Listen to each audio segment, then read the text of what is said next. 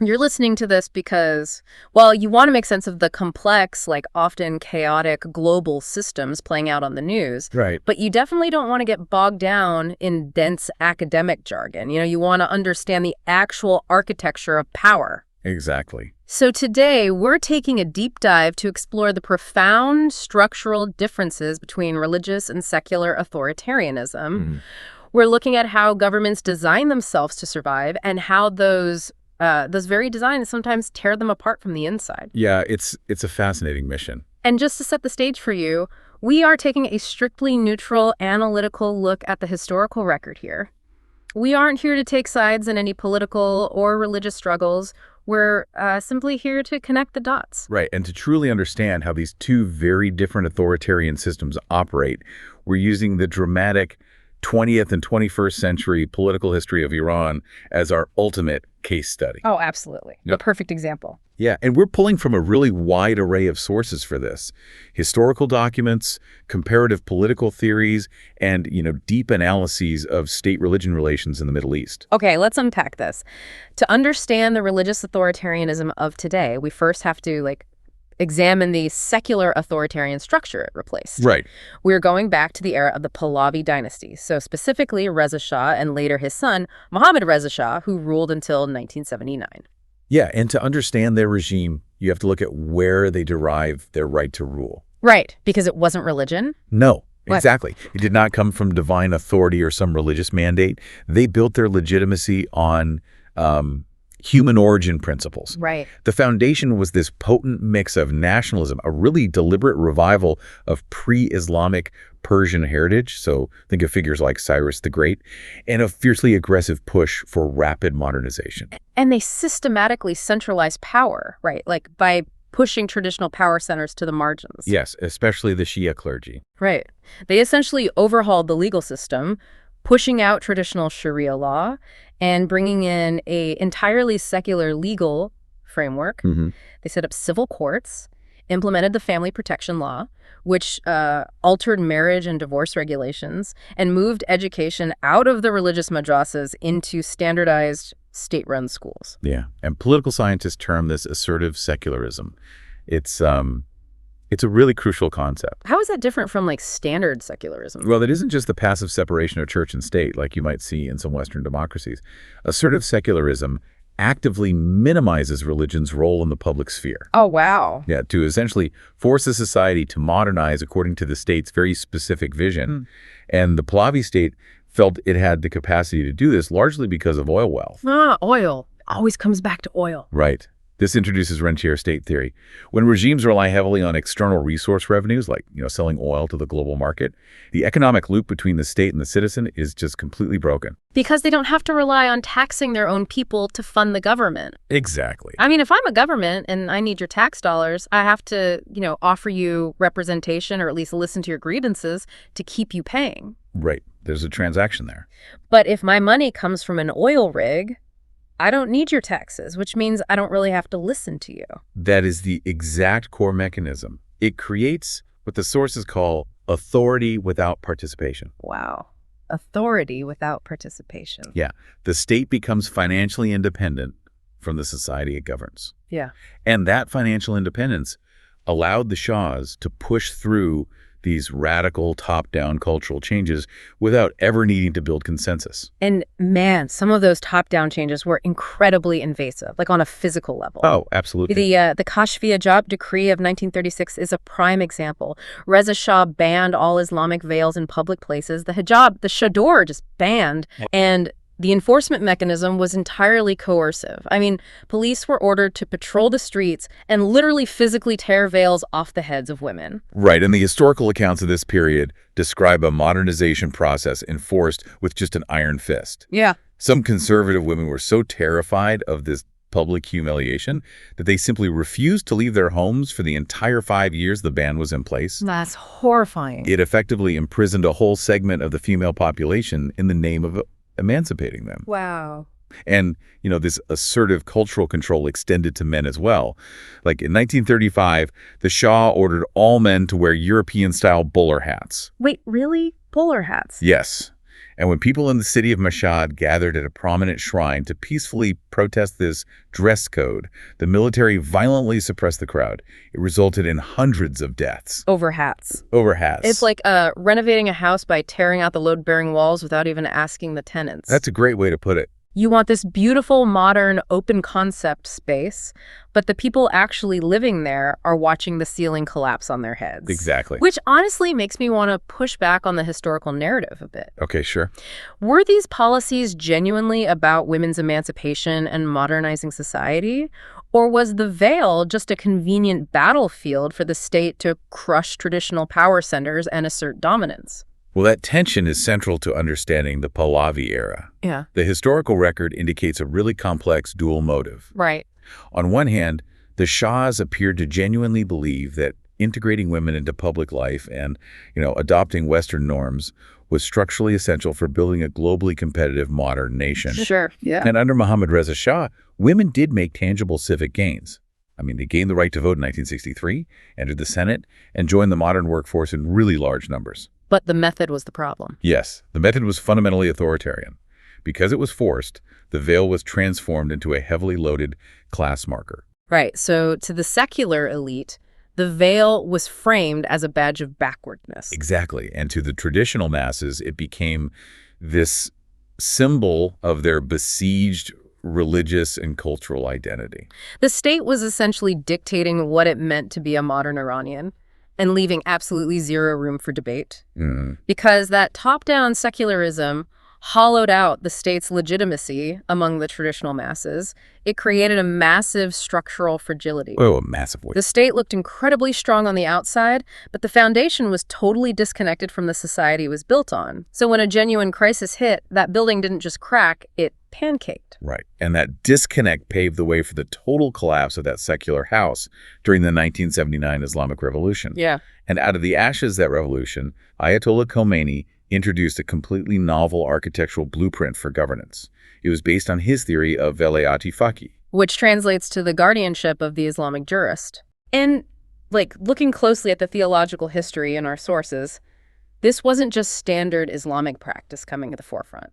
This was a massive rupture from centuries of tradition. What's fascinating here is that traditional Shia Islam had historically followed a concept known as quietism. Quietism? Yeah, quietist Shiism essentially counseled caution regarding direct political rule by clerics. Oh, interesting. The underlying theological reasoning centers on the 12th Imam, a messianic figure in Shia Islam, who is believed to be in occultation, meaning hidden, and will eventually return to bring ultimate justice. Okay, I'm with you. So for centuries, the prevailing clerical view was that any earthly government established before the return of the 12th Imam is inherently imperfect. Right. Therefore, high-ranking clerics should focus on spiritual guidance and religious law, keeping a safe distance from the corrupting nature of temporal, day-to-day political power. But in the 1970s, Khomeini flips that entirely on its head. He argued the exact opposite. Yeah, Khomeini asserted that leaving the machinery of governance to secular rulers was a theological dereliction of duty.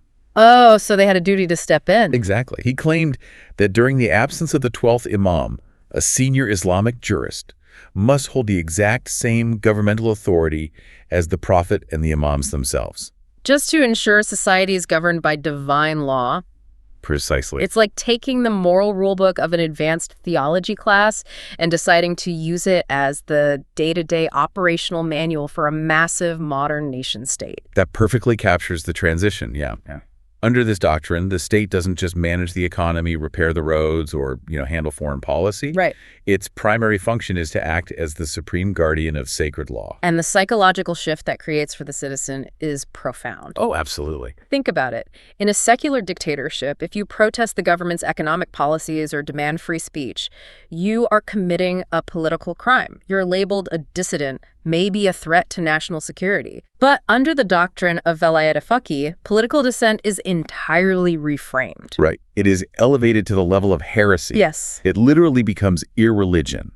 Because the supreme ruler is positioned as the earthly trustee of divine will, any challenge to the state's authority is treated as a direct violation of the sacred order. Which is a huge escalation. It is. This provides the hardliners within the new regime the ultimate ideological justification for absolute suppression. The state is no longer just defending a political party or a monarch. It's offending God's mandate. Exactly. But making that shift from human-centric authority to divine legitimacy requires rebuilding the entire security apparatus. I mean, you can't just swap out the leader at the top. No, definitely not. You have to build new walls, new security cameras, new institutions to protect this new reality. Right. Let's look at how the Pahlavi regime's security apparatus operated. It was highly centralized. It had a single critical point of failure, the Shah himself. And he was supported by SAVAK, his Western-backed intelligence agency, and the regular military. It was a classic monolith. Right. And when you look at the events of 1979, the fatal flaw of that monolith became really obvious. Yeah, because when the massive street protests overwhelmed the police, the regular military eventually hesitated. Right. The generals made a calculation to stand down rather than massacre thousands of citizens to save a deeply unpopular monarch. And the moment the military stopped enforcing the Shah's will, the single pillar holding up the state vanished, and the monarchy collapsed overnight. Exactly. So the architects of the new Islamic Republic clearly studied that collapse. I can just imagine them looking at the blueprints of the Shah's regime and saying, we can never let a single hesitating general bring down the entire government again. If we connect this to the bigger picture, that is exactly what drove the design of the Islamic Republic. Right. They built a system of overlapping, redundant power structures. The explicit goal was to prevent any single entity, whether a rogue military commander, a reformist president, or a moderate faction in parliament, from ever gaining enough leverage to change the system or let it fall. Which results in this incredibly complex, almost dizzying web of institutions. Yeah, it really is. Because on one hand, you have Republican elements. There is an elected parliament and an elected president. This provides a mechanism for the public to vote, addressing that authority without participation flaw of the Shah. Right. But those elected bodies are entirely subordinated to theocratic oversight. The redundancy ensures ideological purity. So you have the Guardian Council, which is a 12-member body where half are Islamic clerics directly appointed by the supreme leader. And they held a lot of power. A ton of power.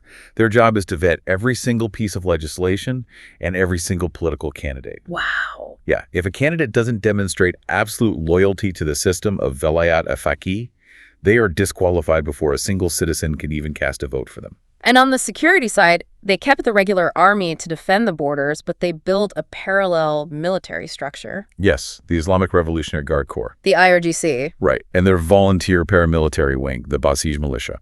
I want to talk about how this dual military structure played into the succession of power.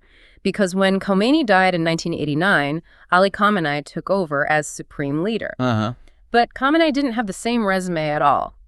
To use a corporate analogy, it's like a middle management executive suddenly being promoted to CEO of a company that claims to only hire visionary, world-renowned founders. That's a very accurate comparison. He only held the mid-level clerical rank of Hojatul Islam, not the exalted status of a grand ayatollah. And that rank discrepancy was a significant vulnerability. Right. She lacked the unassailable theological authority and the natural charisma of his predecessor. So, to compensate for that deficit in pure religious legitimacy, Khamenei methodically consolidated his power through the security apparatus. Specifically, the IRGC. Exactly. Political scientists describe the resulting system as a Praetorian theocracy. A Praetorian theocracy. So the clerics provide the ideological window dressing, the theological framework that justifies the state. But the actual center of gravity, the muscle keeping the building standing, is the IRGC. Over the decades, the IRGC evolved from an ideological militia into an absolute powerhouse. Yeah. They manage domestic intelligence, they run complex regional military operations across the Middle East, and crucially, they control a vast economic empire. Which is wild. It is. This redundancy makes the regime incredibly resilient to a rapid overthrow. If the regular police refuse to break up a student protest, the Basij militia steps in. Right. If the regular army wavers in its loyalty, the IRGC is there to enforce the state's survival. But I want to explore how that overlapping redundancy actually operates day to day, because having multiple competing institutions whose primary directive is regime survival seems like a recipe for disaster when it comes to actual governance. Oh, it definitely is. How does a military group running an economic empire lead to the chronic economic mismanagement and societal paralysis we see documented today? It comes down to monopolies and just bypassing standard regulations. Because the IRGC is technically a security force protecting the divine mandate of the state, standard civil government oversight doesn't apply to them. Oh, of course. Yeah, they operate major engineering firms, control telecommunications networks, and manage border checkpoints and ports. Wow. If a private Iranian business wants to import goods, they have to deal with standard customs and taxes. The IRGC can simply bypass customs through their own channels. Because who's going to stop them? Exactly. Private enterprise cannot compete with a military organization that awards itself no-bid state contracts and pays no taxes. This strangles the private sector, drives away foreign investment, and just freezes the economy. Which brings us to the inherent vulnerability of religious authoritarianism. Just as the Shah's extreme top-down secularism alienated the traditional public and sparked religious radicalism, this extreme top-down religious control is now sparking its own powerful counter-movement. The pendulum is swinging back. It is a profound cyclical pattern.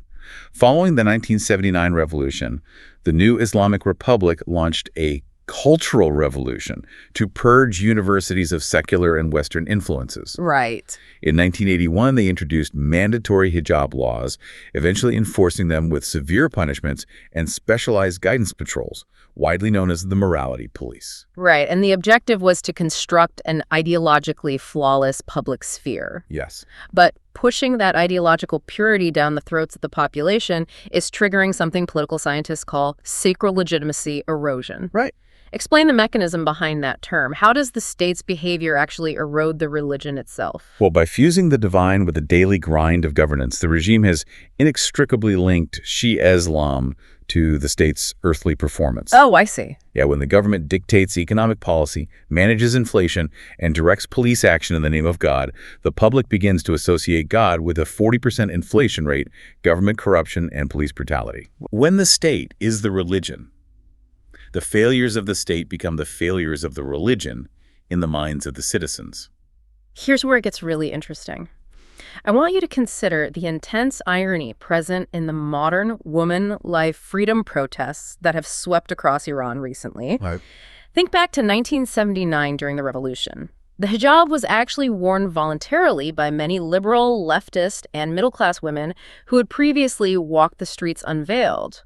Yeah, they put it on as a symbol of political resistance against the secular Shah and what they viewed as Western cultural imperialism. Exactly. It functioned as a tool of political empowerment. Adopting the veil allowed women from diverse political backgrounds to access the public sphere and march in anti-Shah protests without facing harassment from conservative elements of the anti-monarchy coalition. Right. It was a unifying symbol of defiance. It was. But today, that exact same garment has been totally inverted. It has become the primary symbol of resistance against the religious clerics. Yeah. Women are protesting by removing it in public. It is the ultimate paradox. It really is. Forcing a strict religious ideology on a population through the bureaucratic and violent machinery of a modern state might actually be the most efficient way to secularize a generation from the bottom up. Yeah, and this raises a really important question about the long-term viability of the regime's strategy. Right. The state's attempt to enforce strict religious observance has completely alienated the youth, who make up a massive portion of the population. We are observing a society that is increasingly secular in its daily ethos, pushing back directly against the foundational doctrine of velayat faqih. And the tragic reality for the current government is that those rigid, overlapping security structures, the IRGC, the Basij, they were designed to thwart a centralized military coup. Right, generals in tanks. Exactly. Yeah. They are structurally ill-equipped to resolve a massive, decentralized, ideologically secular youth movement that simply refuses to believe in the regime's divine mandate anymore. You cannot shoot an ideology. So what does this all mean? Let's distill the key takeaways from everything we've looked at today across all these sources.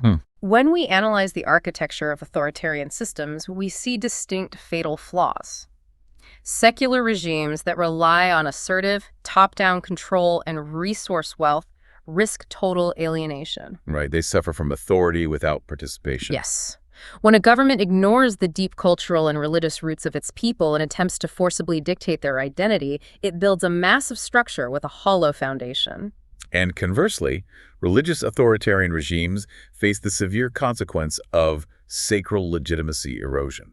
Right. When a government makes grand, divine theological claims, the explicit basis of its legal and political power, those claims will eventually crash headfirst into the messy, earthly realities of economic management, bureaucratic corruption, and the friction of social control. Exactly. The regime essentially sacrifices the spiritual credibility of the religion to maintain its grip on political power. Regime durability always comes down to a delicate balance. It requires legitimacy, institutional resilience, and actual performance. A government can build all the redundant security forces, parallel armies, and intelligence agencies it wants, but if it completely loses the fundamental mandate of the people it governs, that structural blueprint becomes useless. Whether your foundational legitimacy is rooted in human origin nationalism or a divine mandate from the heavens, the structure of the state ultimately has to accommodate the actual lived experience and the changing desires of its citizens. Which leaves us with a final thought for you to ponder long after this deep dive is over. We have seen the political pendulum swing with immense force. We really have. If assertive secularism pushed aggressively from the top down sparked a religious revolution, and assertive religious rule pushed aggressively from the top down is now sparking a secular demand from below. Right. What happens next? Will the political pendulum keep swinging violently between these two extremes, creating endless cycles of revolution and repression? Or will the friction of these constant struggles eventually wear the whole mechanism down, forcing a society haunted by the ghosts of both the Shah and the Ayatollahs to finally settle into a neutral, pluralistic middle ground?